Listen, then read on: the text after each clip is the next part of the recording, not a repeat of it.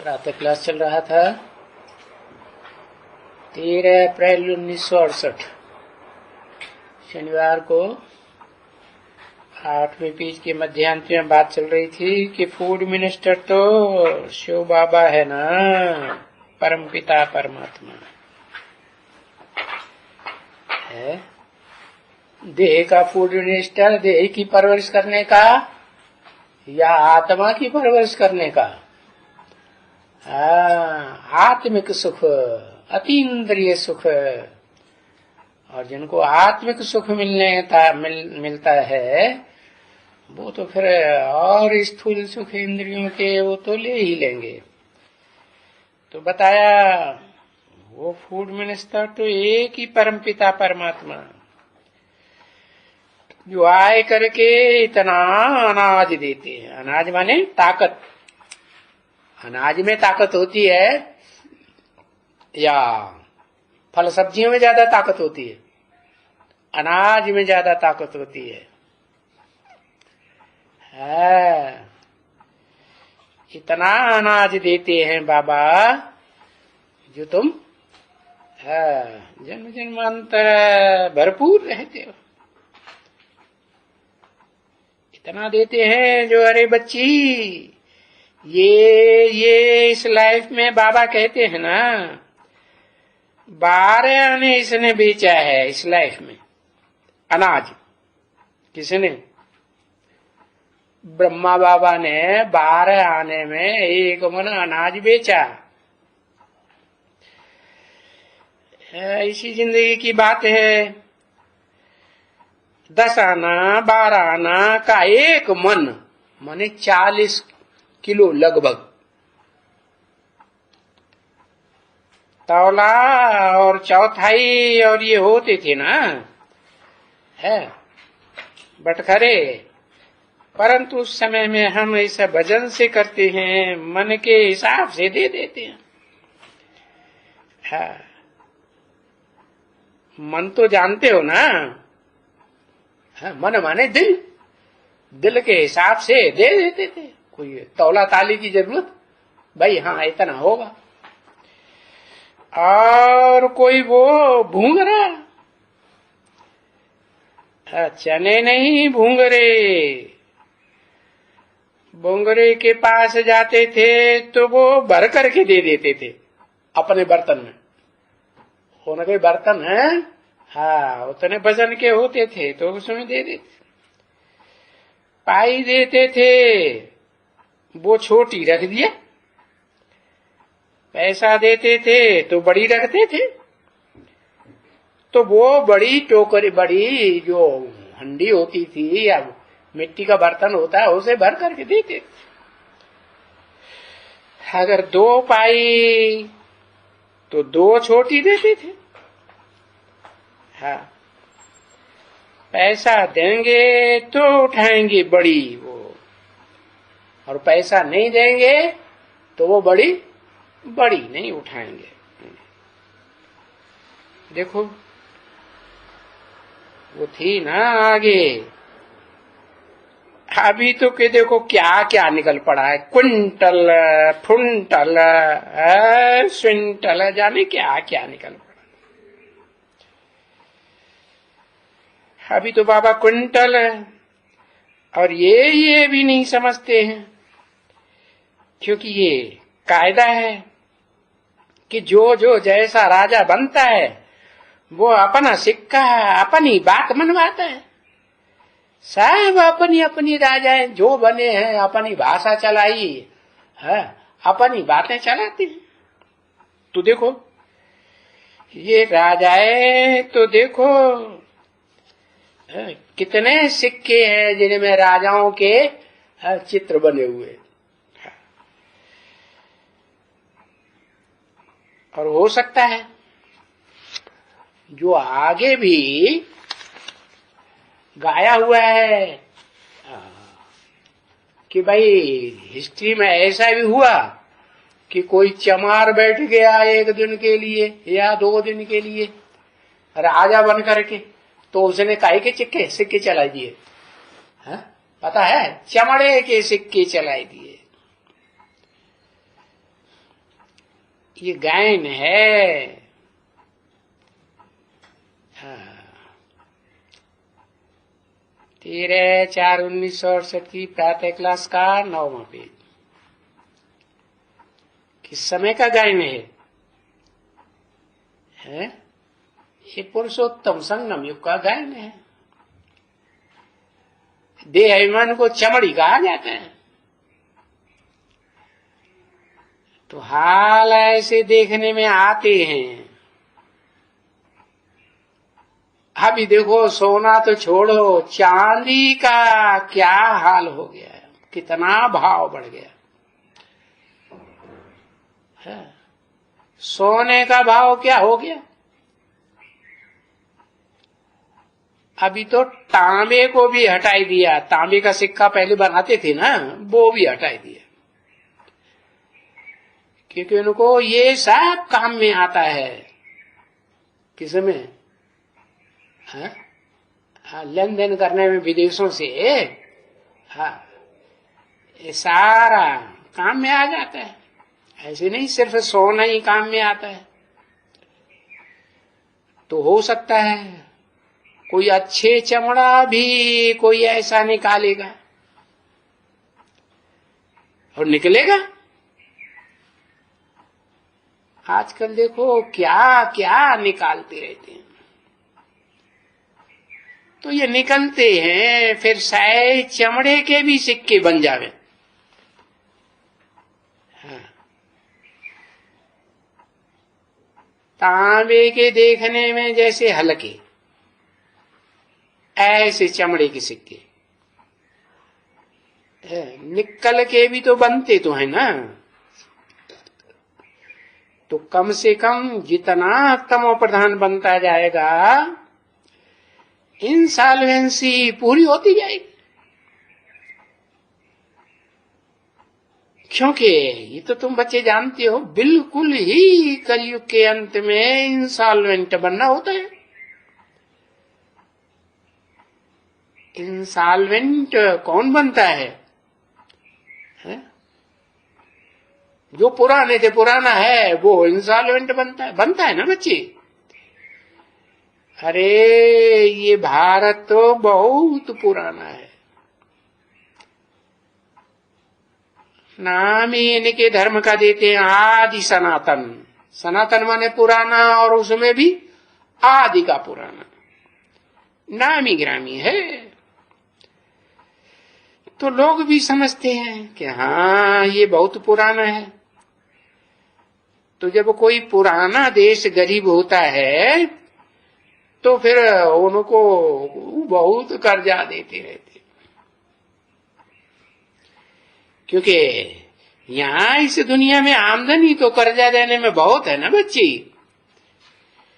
इस देश में अक्कल कम था साइंस का, हाँ, और विदेशों में साइंस का अक्कल बहुत बढ़ गया। अभी तो देखो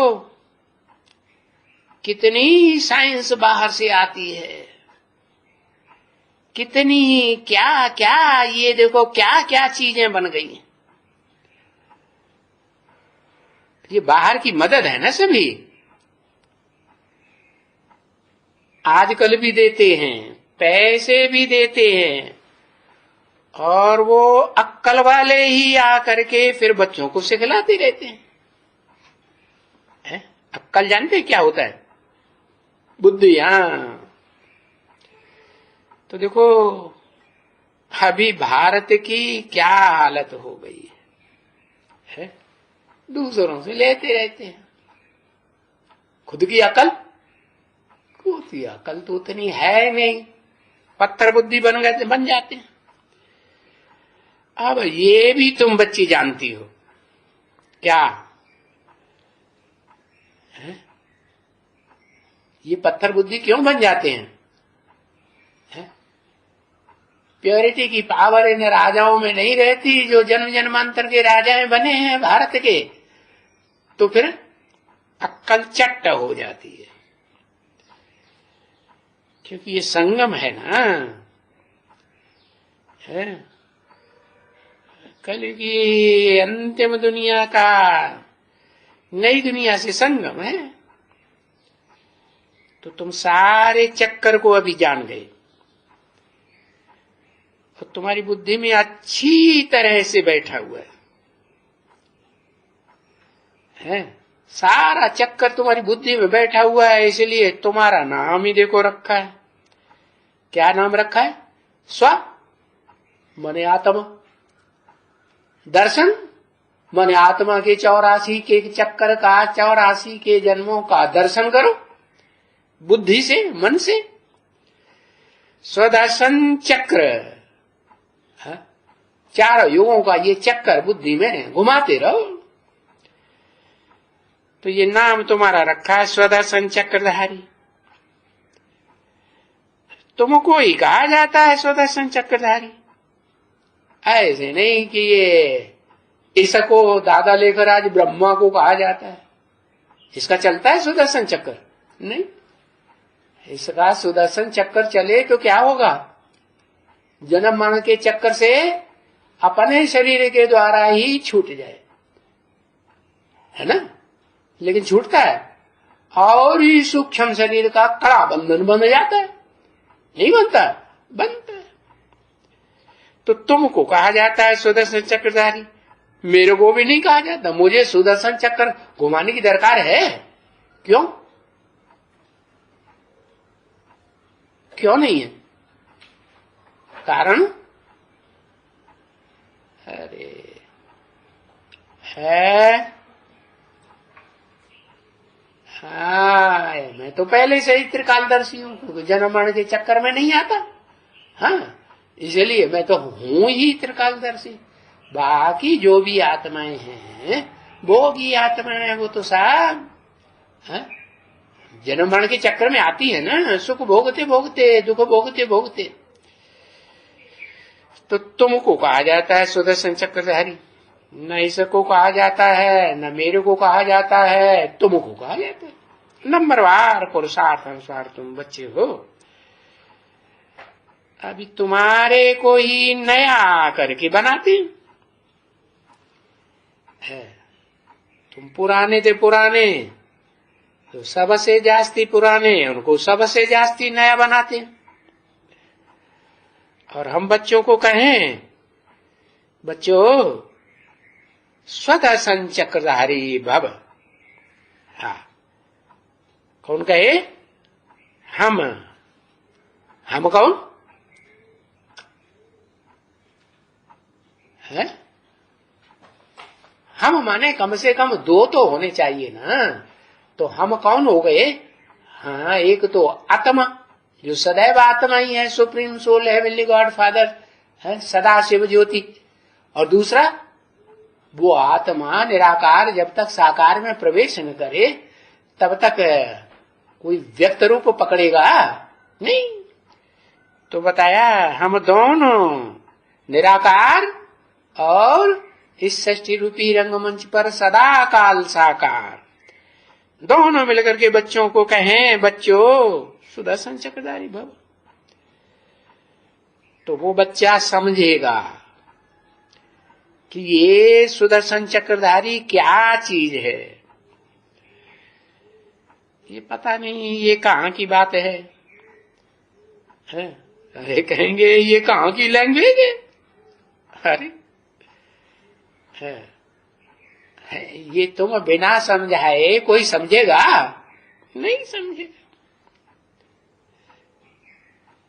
तुमको कहते हैं कि सुदर्शन चक्रधारी भव, क्योंकि तुमने सारा ज्ञान बुद्धि से समझा है। अगर कोई भी हो वे पुजारी तो क्या कहेगा? वो तो फौरन कहेगा सुदर्शन चक्रधारी तो विष्णु था, उसको 4 हाथ होते, तुमको कहां से हो गया? उसके एक उनके हाथों शंख चक्र पद्म ये दिखाते हैं ना। तुम कहां से सुदर्शन? तुम्हारे हाथों में तो शंख चक्र गदा पद्म है ही नहीं। है क्या? नहीं है। अच्छा, शंख नहीं है, ये मुखरूपी शंख नहीं है, और चक्र अभी तो बताया, स्वदर्शन चक्र आत्मा का 84 जन्मों का चक्र बुद्धि में घूमता रहे। गदा, गदा तो कैसा होता है? तलवार की तरह धार वाला होता है? नहीं, मोटा ताजा होता है। गदा मारा, ये गुड्डी गुड्डी हड्डी गुड्डी सब टूट गई। भीमसेन ने गदा मारा था ना, किसको? दुर्योधन की जांग, तो जांग टूट गई कि रह गई? टूट गई ना। तो तुमको कहते हैं सुदर्शन चक्रधारी, वो कहते नहीं विष्णु ही था। कौन? पुजारी लोग कहते हैं ना, जो विष्णु की पूजा करते हैं, समझे ना? उसका ही सुदर्शन चक्रधारी नाम गाता आता है। जो भी शास्त्रों में या गीतों में गायन है, उसी का ही, जो क्या नाम, कीर्तन वगैरह गाते हैं ना, उसी विष्णु का ना गायन है। अरे ये विष्णु को क्यों कहते हैं? है? और इनको क्यों कहते हैं? कहता हूं, इनको कहूंगा सुदर्शन चक्रधारी तो भी मुझेगा ना।